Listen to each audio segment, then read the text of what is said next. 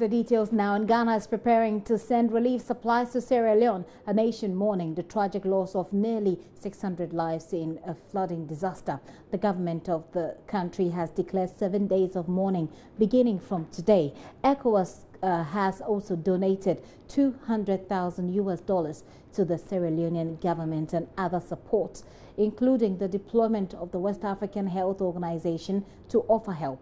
Israel was the first country to deliver enough food aid for 10,000 meals to Sierra Leone, according to its foreign ministry. But information reaching us indicate that the Sierra Leonean Commission is meeting the Ministry for Foreign Affairs to deliberate on ways forward. We will monitor that and bring you up to speed with what transpires in that meeting. But for now, let's go over to the phone lines and speak to Executive Director of the Ghana Institute of Governance and Security, David Agbe, who has expressed disappointment at the late response by the state organizations. Hello, David. Thank you very much for your time here on the polls. Now, you said you are disappointed. What will be the effect of this action that we're hearing about now?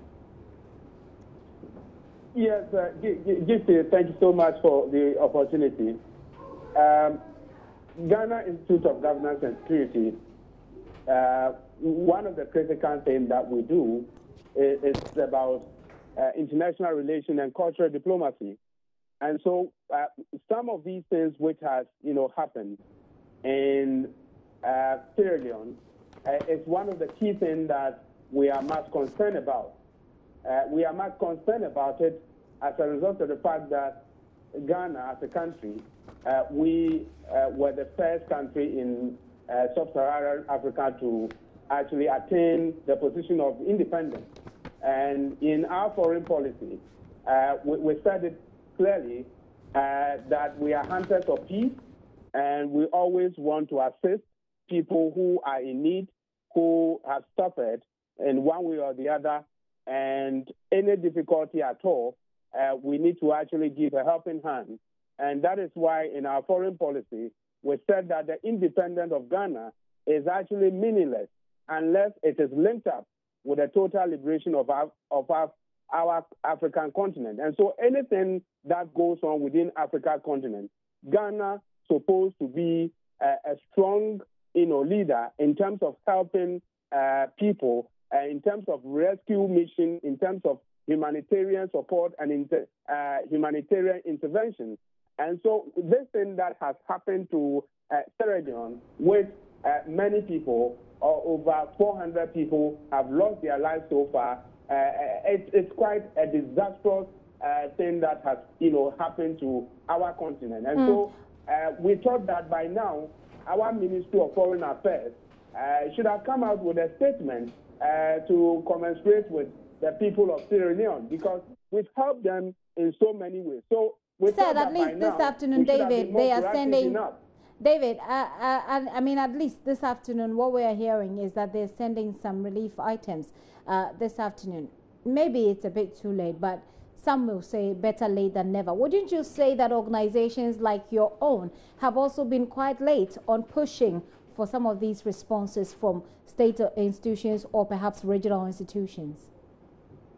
Exactly. I think that all of us, from Ghana Institute of Governance and Security and media house, powerful media house like JoyNews, we are all, late in terms of sending the signal to our government that we need to be more proactive. And I thought, and I do sincerely believe that our president knows much better, and our foreign minister and all those, good people do know much better that we need to take the front lead of preparing Africa, of sending signals in terms of any intervention, any humanitarian support.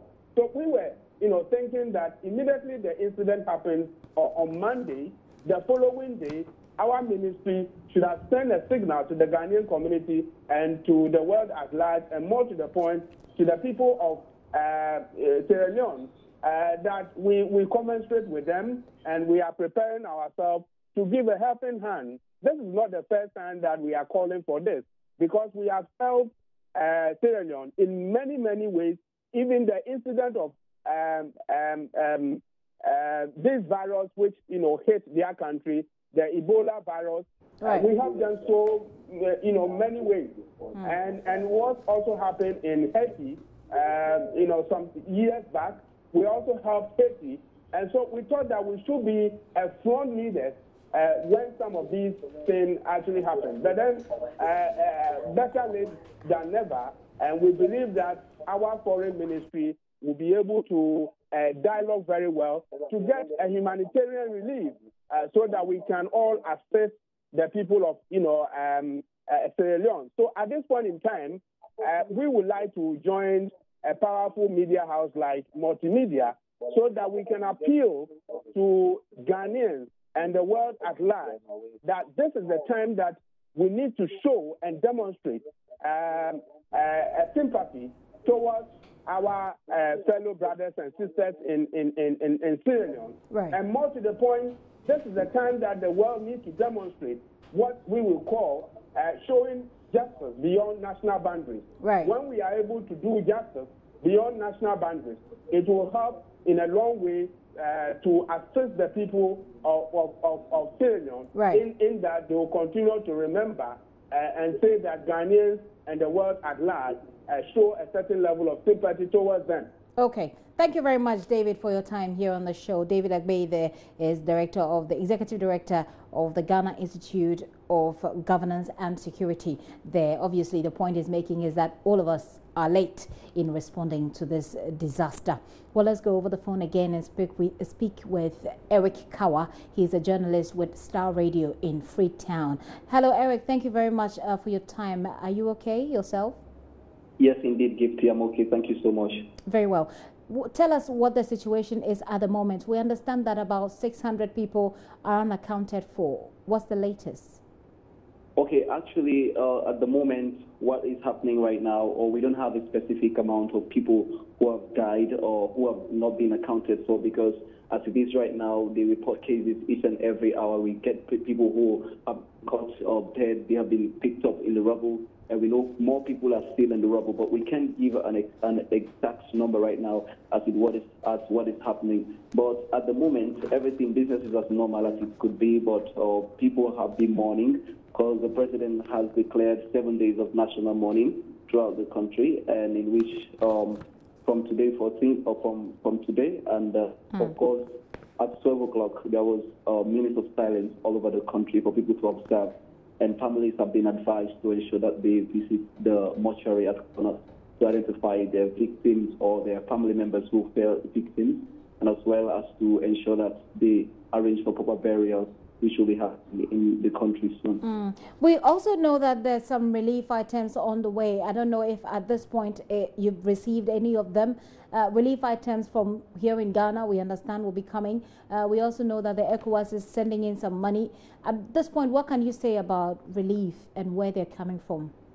Yes, exactly. Yesterday, the president of Guinea, President Alpha Conde, was here, and of course he brought in some money and some rice and gave to members and helps to sympathize with Sierra Leoneans for the loss. And the Red Cross from Liberia has also jetted the country, and we're expecting more people, as you said, who will be coming into the country anytime soon to ensure that they patronize and help in the search and the rescue, because that is what is going on right now. It's about search and rescue of the people who lost, because it's very devastating, as we all know. But that's why I'm asking about the relief items, because if it's about saving people and looking for possibly survivors of this tragedy, then you're going to need a lot of help with, what's needed to find those in this condition at the moment. Apart from President Alpha Conde, who you said has been there, who else has been there with help? Well, as I said, the Red Cross, and they have been here, and there have been the people, of course, the citizens of the country have also been mobilizing in ensuring that they go to the places to give some relief services and even giving clothes and other different stuff. But generally, we know that the country was challenged during the Ebola sector, so the health system is largely challenged. But of course, the Red Cross and other different partners have been trying to see how best they could give support to those people. And in terms of other materials, like trying to get the people off, like we have the caterpillars, which are a bit difficult. We have just like 2 machines, which is very challenging. They're not enough to dig up all the bodies. So it's going to take some time before they will definitely get all those people who are down the ground as it is right now. 7 days of mourning sounds like the entire country is at a standstill. What's happening to education? What's happening to health delivery? What's happening to life generally? Well, the 7 days of mourning is not like in any different way in which people will be closing their shops or closing their businesses. As I said earlier, business is going on as normal as it could be. People are selling, but just that we want to mourn, and people, even young people, have decided to organize a candle night today, which people will be gathering to the historic cutting tree from the east and the western part of the capital to mourn for the people who've lost their lives.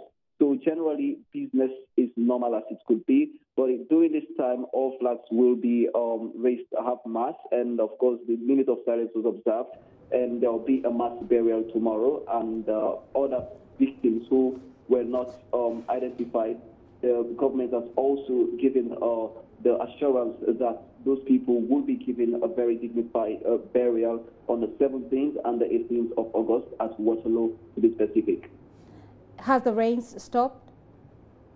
Well, as of now, a few minutes from now, it was raining, but not so heavily. But as I'm talking to you right now, the place where I'm right now, because I'm at Brookfield, at Star Radio's office, it's not raining at the moment. But from forecasts that we've been receiving, the forecast has been showing that there will be continuous rains during this period in time. They have revealed that. But as of now, the rain is okay from the end where I am, despite I've not been to the other places. But from where I am right now, the forecast is the rain is okay. Finally, what's the most needed item as we speak? What's the most needed item for Sierra Leone?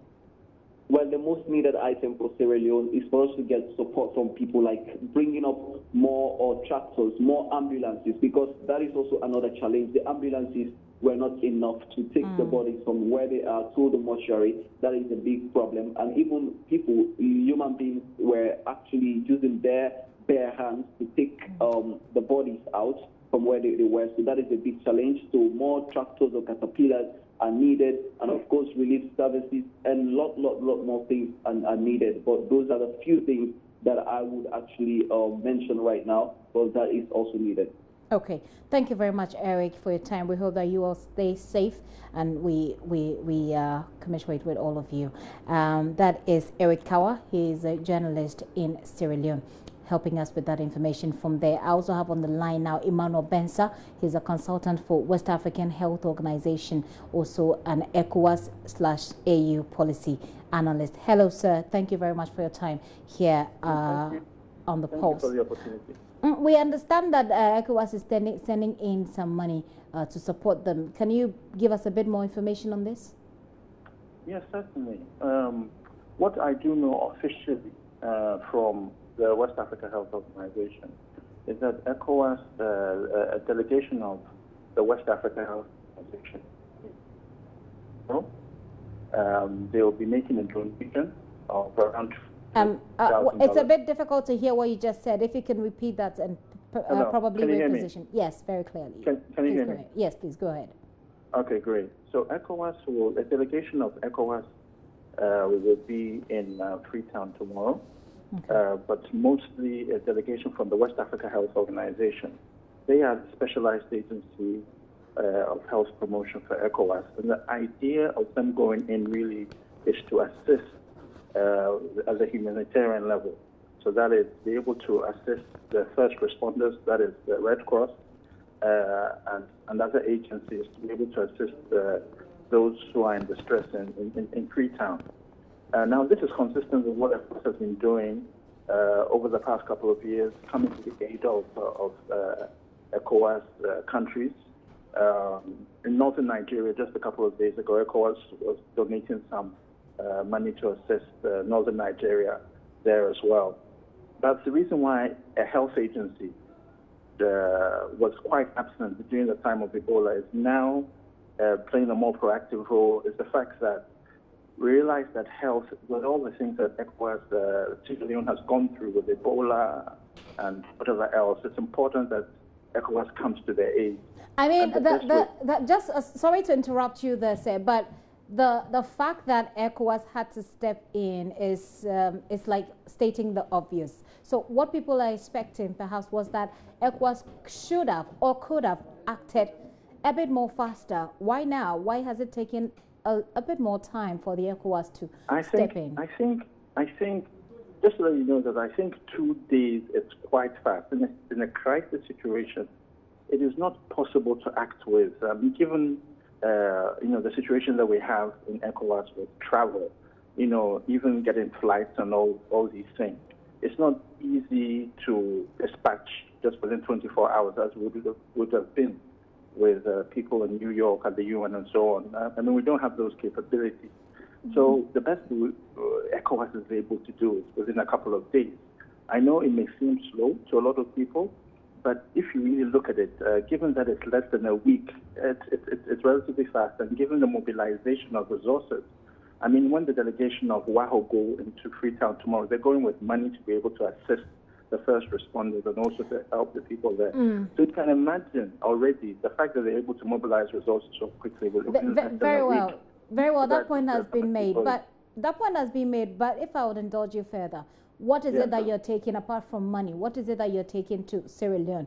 And on what basis are you taking those? Is that what they said they need? Well, let me say that apart from what ECOWAS has been in as well, they're going to prepare the date for the ECOWAS emergency response team, which will be arriving in Freetown next week to support some of the first aid workers of the Red Cross.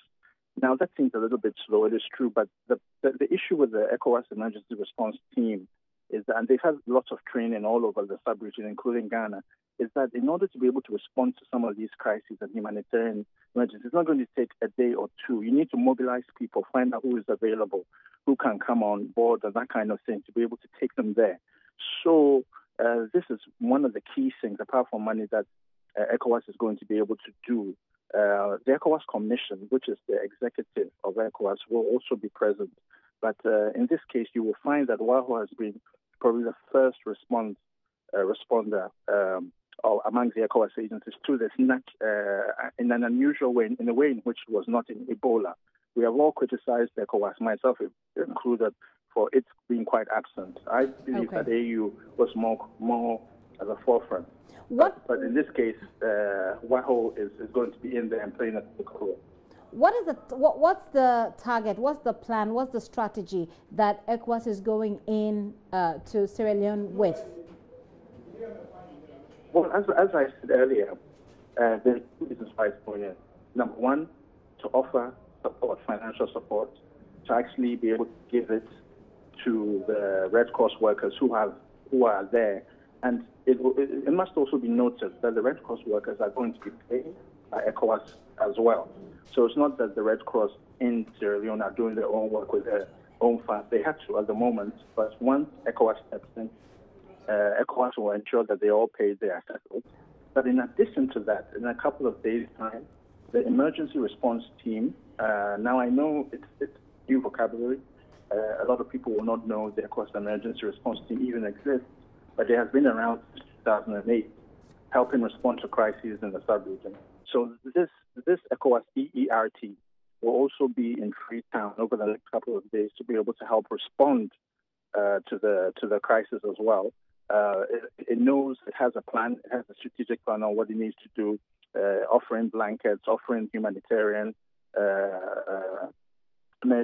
support and that kind of thing. So those are the two main reasons why it will be there. And to also assure that the Sierra Leone government has all the necessary support that it needs to make sure that ECOWAS helps it the best way possible. Finally, before I let you go, we're looking at figures between 400 and 600 as those that are unaccounted for or those that are feared dead, etc. What is the ECOWAS's own figure? Do you have a figure? No, I can't respond to that at the moment. Okay. And it's 400 people too many. That's the bottom line. Definitely. It shouldn't have happened, and Sierra Leone needs to be rescued from this. the best way possible. Hopefully, all African governments, will put their heads together and bring this to an end. Thank you very much, sir, for your time here on The Pulse. Emmanuel Bensa is consultant for the West African Health Organization and also an ECOWAS policy analyst. Well, there's also a group of CPP youth who are unhappy about the late responses from here at home. We're talking about Ghana now. I have Jason Tutu here with me in the studio. He's with the Economic Freedom Fighters. You're welcome. Thank you. Economic Freedom Fighters. Yes. All right. Let's look at how the Economic Freedom Fighters are seeking to help Sierra Leone. What's your issue with government? I mean, this is like you heard from the ECOWAS, the regional body itself has just taken a decision yet. Why do you think that it's taking government a bit too late? Maybe they've been working behind the scenes. Do you know that? You don't? Well, let me just break it down to the individual. Very well. And it's individuals who make up a society, and societies make up countries, and countries make up the sub-region we call the ECOWAS. Right. If I'm your brother or your other family member, and something happens to me, immediately you know about that. The first thing is you call, solidarize with me, right. And if there is anything you can do, you immediately move and leave it behind, and make sure that I'm taken care of. At least you show concern you show from concern. the beginning. You understand. Okay. Well, as I speak to you, there's a charity begins at home. I've not heard our president talk about Sierra Leone. Right. I've not heard our foreign minister talk about Sierra Leone. Any gist of information we get on Sierra Leone is either from Al Jazeera or from BBC. And from, of course, our local networks. But the duty bearers of our society are all quiet, whilst our siblings, our brothers, our friends, are languishing in flood and landslides, and many have died.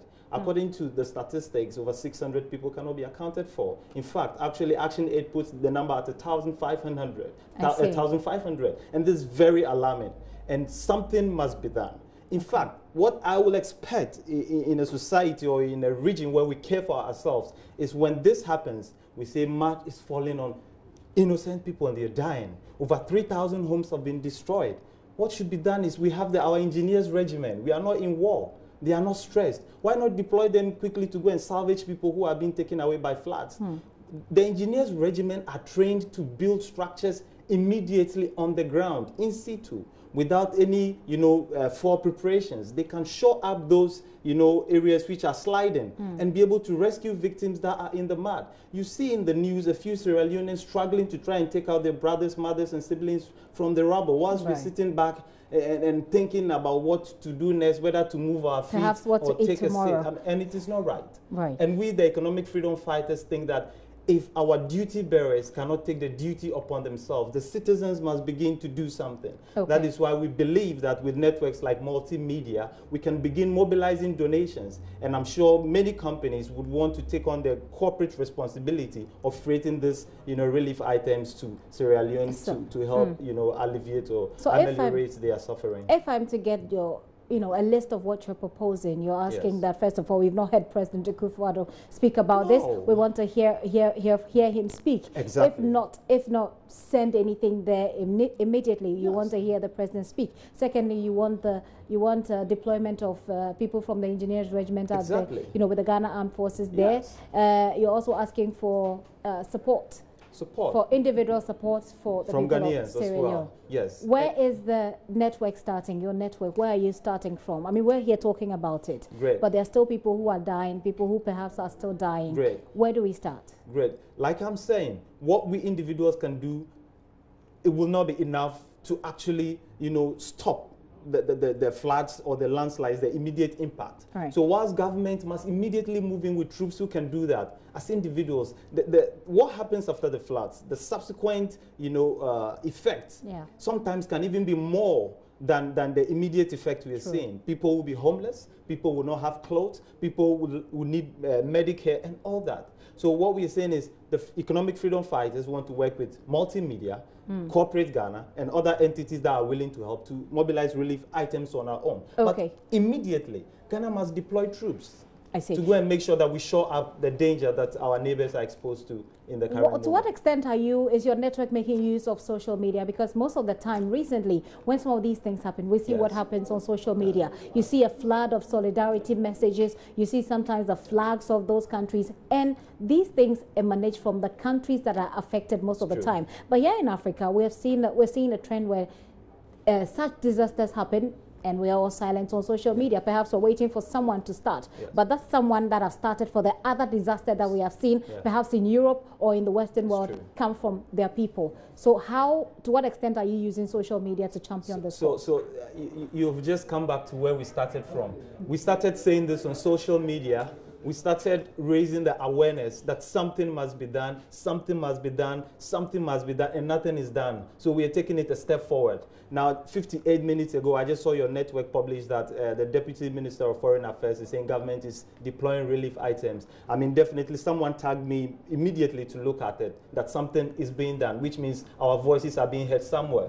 But of course, we couldn't have sat in our armchairs and be complaining, so we thought, hey, let's take it a step forward. We must work with you and mobilize other Ghanaians if government is not ready. I'll take your final comment after I have gone through this this statement from myjoyonline.com. It says that the government is preparing to send relief supplies to Sierra Leone, that's the nation that's mourning the tragic loss of over 400 people in that flooding disaster.